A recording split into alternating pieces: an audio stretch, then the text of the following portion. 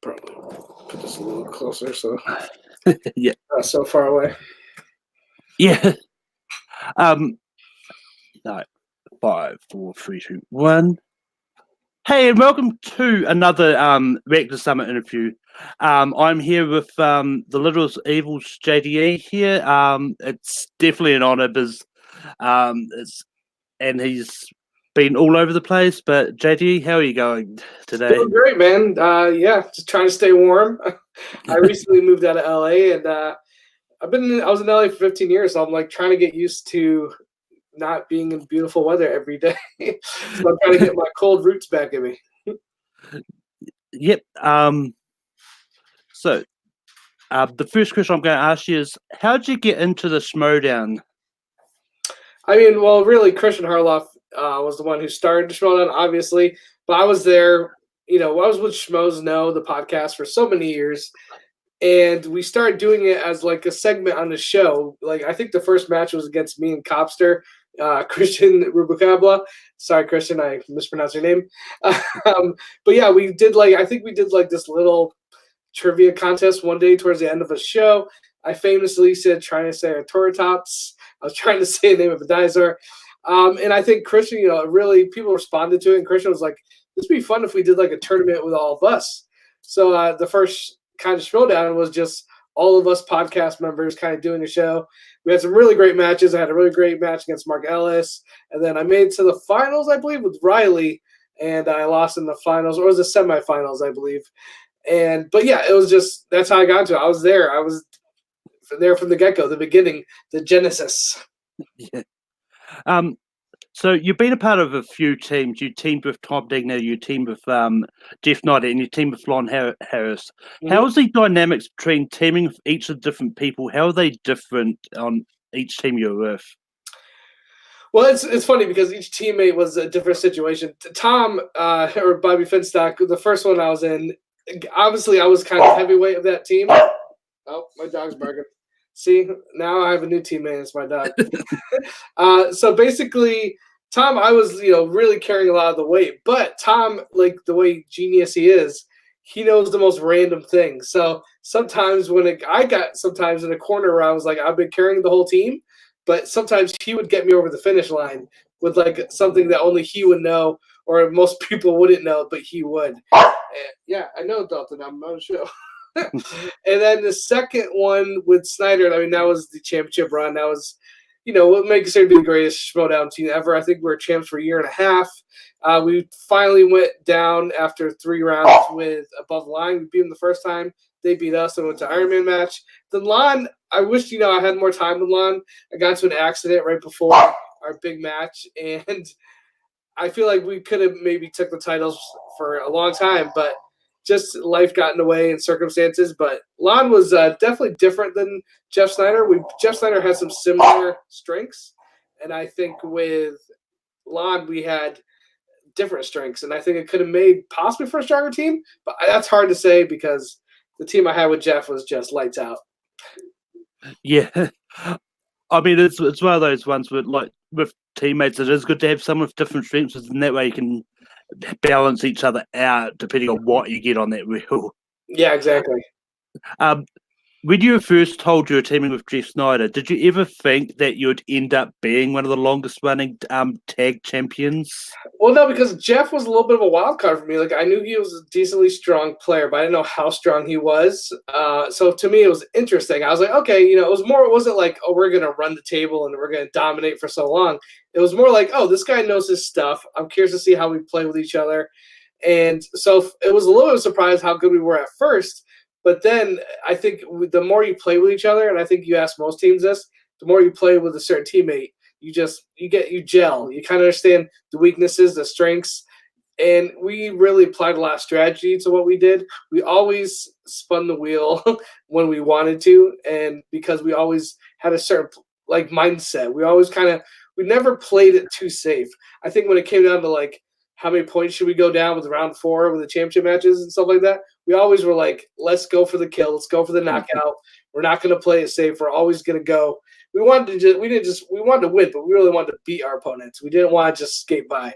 We had some really close matches, some overtime matches, But at the end of the day, I think, we both had a really strong drive to win. And I think any championship team needs that. And you got to know your movies. So you broke a lot of people's hearts when the Patriots went their separate ways. Mm-hmm. How did you feel when you found out that was going to happen, that the Patriots were going to split up after their last loss to Above the Line? I think a year and a half holding the titles, I think it's just like, what more did we have to prove? I definitely would have liked our match with Above the Line, only because I would have enjoyed trying to get those titles back, but it just felt like it was time to move on, really. Like I said, I just don't know if anyone's ever going to have belts that long ever again. We had such a great record. We dominated for so long. I think, anytime you think of a sports team, like the Golden State Warriors are now all split up, their run is over. Eventually, players just got to move on and see what else they could do outside of like their dynasty. And for me, it was just, okay, we ruled, we dominated. And, I definitely in the future would have been like, maybe we could have came back, but my days of Schmoedown are pretty much over. What was your favorite match that you competed in? Team or singles? One of each, if you've got one. Yeah, I mean, I think my two favorite matches in singles are probably going up against Bibiani and Drew McWeeny, because they both came in as such juggernauts. I mean, Drew McWeeny is a legend in the film community when it comes to writing and just knowledge. And Will Bibiani, I think, came in and just like Mike Tyson TKO'd some guy. Both those guys came into the league like, these are the guys. These guys are going to be the next champs, dominate. And both times I got to play them, and it was like, oh, the first veteran they would play was me. They always had someone a little bit newer. And to win both those matches against two of like the biggest juggernauts entering the league was pretty great for me. I felt like Brock Lesnar. I was just like a legend killer. Body slammed him as soon as they came. Like, oh no, this is my town, Schmoedown. So I really enjoyed those matches just because I always like being an underdog. I'm a Rocky fan. I always like coming in thinking I'm going to lose. So for me, those were fun. The teams, the first time we won the belts was against top 10 was pretty amazing. I mean, I think anytime the first time you win a championship, it's probably the best feeling. You can watch the video on those. Me and Jeff are just besides ourselves. But I always enjoyed, winning in overtime. Going back to the Drew McWeeny, I think we went like 7 or 8 questions into overtime, and it was sudden death. I love that. I think we were playing Rotten Tomatoes, and it came down to a Dumb and Dumber question, I believe. And I pulled it out to give us the win in overtime. So to me, those are the matches that I always think of the most. Now, going to the other side, what was your favorite match that you weren't a part of that you could watched? Oh man, there's quite a few. I'm trying to think. That's tough. Watching the Shire Wolves try to, hold their title and try to keep the title and go undefeated. That was fun to watch because I feel a little bit like the undefeated Miami Dolphins. I don't want anybody to beat the record that me and Jeff Snyder had. And to watch them, and because I actually, as a bystander, I had some stakes in it. So seeing them lose, again, I hate to see them lose because those are two, Clark and Rachel are two nicest, coolest people you'll ever meet. But like at the same time, it's like, oh, okay. We still held that title. We still hold that record of wins in a row for a team and longest running champions. What was your favorite reel slice to put on the reel? A lot of times it was action adventure, just because I grew up such an action junkie. I would probably, if you asked me a while ago, I probably would have said Sly and Arnie. But I realized, well, I know every Sly movie, like front to back. I do have Schwarzenegger. Well, I've seen just about all his movies. I don't have a deep dive when it comes to his filmography. So, like, when I would get Sly and Arnie, if it was a Stallone question, I was like, got it. But sometimes the Arnies I would actually struggle with. Action adventure, because it's a little more broad. And I just grew up such an action movie junkie. 80s, 90s, 70s, 2000s. Like, I just seen everything from good to bad. So for me, I think action adventure was my favorite slice. I also like directors because when I get a hold of a director I kind of deep dive into their filmography. So like, I think I pulled Ridley Scott one time, and the questions I got were just so much harder than I anticipated, because I've seen like every Ridley Scott movie, like White Squall down to The Duel. So it really, I mean, again, a lot of it comes down to luck. So it's hard to say what your favorite is, but for me, it is got to be action adventure because you can only go so deep into movies like Lionheart or Under Siege. Yeah, I'm not gonna lie. Like when you got Ridley Scott, I was also surprised, just as surprised at how deep those questions were, because I'm pretty sure that has not been up there at much before. So Yeah, for them to be that deep on a first spin, it's like, yeah, I thought I'd get some maybe obscure Ridley Scott movies. Like which yeah, I didn't mind. I like Black Rain with Michael Douglas, but not a lot of people talk about Black Rain. So to me, I was like, oh, I've seen all those movies. I'm good. And then it was like, what's the number of the ship? I was like, oh, that's like yeah. maybe it was an alien category. Maybe that would be a question. But there's some deep dives in that Ridley Scott that I did not expect. Now you talked a lot about knowing Sylvester Stallone back and forth. But other member of Take 3, Matthew Kearns, asked me to ask you this question: do you prefer the Rocky franchise or the Rambo franchise? I think overall the Rocky is a better quality. I mean, just the last two, Creed and Creed 2, I really enjoyed. The only really bad Rocky movie is Rocky 5, and even I can enjoy it as a guilty pleasure. And while I just rewatched all the Rambos leading up to Rambo Last Blood, they're very fun movies. The first one is great. The other ones are just fun action movies, and they don't quite go as deep as like Rocky Balboa gets.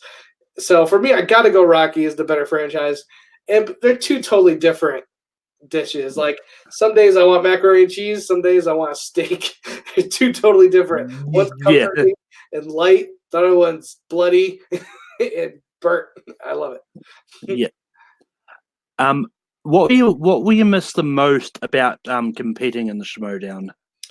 I mean, for me, I'm a competitive person. I have been like all things in my life. When I play basketball, I'm very competitive. When I play Monopoly, I'm very competitive. When I play video games, I'm very competitive. I love having that competitive edge and just going in. I mean, listen, losing sucks, but winning feels great. And luckily, I won more than I lost, I believe, in the Schmoedown. And when like I said, anytime you're underdog and you come up on top, it just feels great. You get to disprove people and show what you really got. So I just miss the competitiveness. I miss going out there right before a match, right before they call your name. The free for all was one of the funnest things I ever did. I did not do the first free for all because I think I was working or it was just something was happening. I couldn't do it. And the second one, I finally got to come back and be a part of, and that was a blast. That was just so much fun. Yeah. So Yeah, competitiveness. I love the competitiveness and just, I love movies. So I've been watching movies my whole life. This is the one, type of sport I've been training for my whole life. So who wouldn't want to do that? Talking about the free for all, is there a chance we can see you back for a one-off appearance, like maybe in a free for all or the exhibition match down the line? Not that I know of right now. I mean, never say never. I would maybe an exhibition match one day, but nothing in the books. Right now, I'm so far from LA, and Yeah. it's just like my life is just going in a totally different direction right now. But who knows? Maybe one day I wouldn't turn down if the circumstances were in the right position. Yep. I mean, your presence will always be felt in the Schmoedown just from one simple rule, the Yeah, JTE rule. How do you go feel ahead. with that? Yeah. How do you feel when they told you they were going to make that rule all about you? Yeah, that's great. I mean, I remember I did use that rule because I wanted more time to think. Sometimes Yeah. you need that extra time. I mean, there's not an episode that goes by where Yeah. somebody doesn't use that rule to take another 10 or 20 seconds to think about the question they're about to answer. I just thought it was, I mean, I only used it because I told you I'm competitive. Anything I could use Yeah. to a competitive edge, I'm going to do it. And I love the rule. I think the rule adds a whole nother aspect to it. When someone gets to their last question to win the game and they have all three left and they use all three to like give them Yeah. time, I guarantee you talk to some competitors and they'll tell you if it wasn't for using one or two of those rules, they would have not remembered a name or a movie or a detail. There are times where like a famous actress was in my brain, and for some reason at that moment I could not just think of her name. And I think it was Megan Fox. It was a Megan Fox question. And I don't know why I just blanked and I could not think of it. And I think I had to use a rule, and this was like round one. And Jeff was just like, "What are you doing using the rule?" It's like, listen, this is too easy of a question for us to miss. And I know if I just had another 10 seconds, I would come up with it, and I did. Yeah. Now, as you know, there's definitely been a few family competitors like Poor Yama, Chance Allison come through. Do you have any sort of advice for people competing in the fan leagues to better their game in movie trivia? It's hard, like I've never really studied for the Schmoedown. Like I said before, my whole life has been a study for the Schmoedown, and this question is so random. You really don't know what you're gonna get. Like if you're gonna do a fight, don't spend like 3 hours every night watching random movies because you don't know what the categories are gonna be. You're just filling your head with stuff. Just watch movies naturally, love what you love, and again, there is a luck aspect to the Schmoedown. You have to get a little lucky that you get the category you know. It's something I just don't think you can really listen. Obviously, if you go rent a cabin for a year and just download every streaming service and watch movies, you're going to come out and you're going to know some stuff. But at the end of the day, you guys just got to be someone who started off loving movies, already was a geek about them, and all we were just, containing information. I can't tell you, some of the dates of our presidents and all that stuff. I can tell you every Seagal movie in the order they were released. That's just because that's something I grew up loving, and there's nothing really you can change about that. So just, be you and trust that your love for film will help support you throughout get the answer, really. Yeah. What would you say would be your favorite movie of all time? See, I like the question, but I also hate it because there's anyone who really loves cinema, it's really hard to pinpoint one movie because there's a favorite comedy, a favorite action movie, favorite drama. It's just like you have to be in the mood for certain movies. I'll just give you like 5 of my top, not my top 5 movies of all time, but 5 that I always are up there for me. I'll say One Flew Over the Cuckoo's Nest with Jack Nicholson. I think that is one of the best movies ever made, and I think it's funny. It's got drama, it got humor. It has so many boxes, and it has probably Jack Nicholson's best performance ever. Probably. It's like unfiltered Jack Nicholson. I'll also go Rocky, obviously. It was just a movie that made a big impression on me as a kid. And again, that first movie is a very low-budget, character-driven film. There is boxing, obviously, but that's not what the movie is really about. It's about a guy meeting a girl and trying to make what he's worth in life. And I just think that's a very universal topic and subject matter. Let's see. This is tough, man. I will say this. The Killer, John Woo's The Killer, is one of my all-time faves. John Woo, to me, was somebody that I discovered in high school and just was like, this guy's doing it different. As an action movie junkie, he brought so much emotion to the action that it kind of made a new movie for me. And what I love about foreign films is they don't go by the Hollywood rules. The good guy can win or lose. Like most action movies, Van Damme's going to win, Stallone's going to win, Arnold's going to win. With a lot of foreign films, the good guy sometimes loses or dies, and they're just more tragic. And I think someone who's grown up loving movies, that really resonated with me because I was like, I thought I knew the rules. There are no rules in some other countries. They just give them the money and let them do what they want. And John Woo's action, he still is one of the greatest action directors ever. Face Off is the closest thing he's made to like something he made back in Hong Kong. But if you haven't seen The Killer or Hard Boiled, do yourself a favor, watch both those movies immediately. What else? I'll throw 2 more. Braveheart. I love the epics. I love the end of that movie. It's one of the movies I remember watching in the theater and just being like gut punch with the end of that movie, the way it turns out. And also it's like emotional and rousing, and it's beautifully shot. Those action scenes were kind of groundbreaking at the time. Usually battle scenes, you saw swords clinging. Dudes, guys were getting arms chopped off, heads bashed in. I don't know. It's something about it, and I think James Horner has a beautiful score in that film. So Braveheart, just because I love the epic. I love those big 3-hour sword and sandals kind of epics. I like Gladiator and all those other ones. Last Samurai is a little bit of a guilty pleasure, but I love Braveheart. And then the last one I'll do a comedy, Ball Rocket. First film from Wes Anderson. I think it's also the movie that introduced Owen and Luke Wilson. And there's something about a great director like Wes Anderson whose style is so in your face. To see this movie on a low budget that was kind of stripped down of, it's not that his style isn't there. It's just more raw. he doesn't have all the cameras and the angles and the set design. It's really somebody really applying his style of filmmaking on a very low budget, very similar to I think what Scorsese did in Mean Streets. Like he used every tool in his bag to make something that was really his. And I think Wes Anderson did that with Ball Rocket without all the bells and whistles. And I think it's the funniest movie he's probably made. Rushmore is probably his masterpiece, but I always have a soft spot for Ball Rocket. I just love Owen Wilson's performance in that movie. And me and my friends quote that movie to this day. So that's all the questions I have for you today. It was an I appreciate just taking the time to sit down. Is there anything you'd like to promote? Yeah, just check out my YouTube channel, JTE Movie Thinks. Follow me on Twitter, same thing. I'm doing the YouTube channel a lot more. I have a lot more free time right now, so I'm doing the YouTube channel. I've been doing like trailer reactions and reviews for the movies coming out. I don't get all the early screenings like I used to, but I still try to go Thursday night and do reviews. And I've been doing after shows for like The Mandalorian, which has been pretty awesome so far. So stuff like that. I'm kind of using the channel to do some new stuff. I got some new shows I'm like kind of cooking up with the ideas and trying to decide what I'm going to do. But they're all going to be movie related. So if you like movies, you like to geek out, check out my YouTube channel, JTE Movie Thinks. Yeah, and as always, you can find me on Tape 3 Productions. I have a show called Rankum every Sunday night. There's a whatever the topic will be in the poll, we don't know until the poll is closed. You can also find me in Formula Random hosting trivia matches. You can find me competing all over in the fan leagues.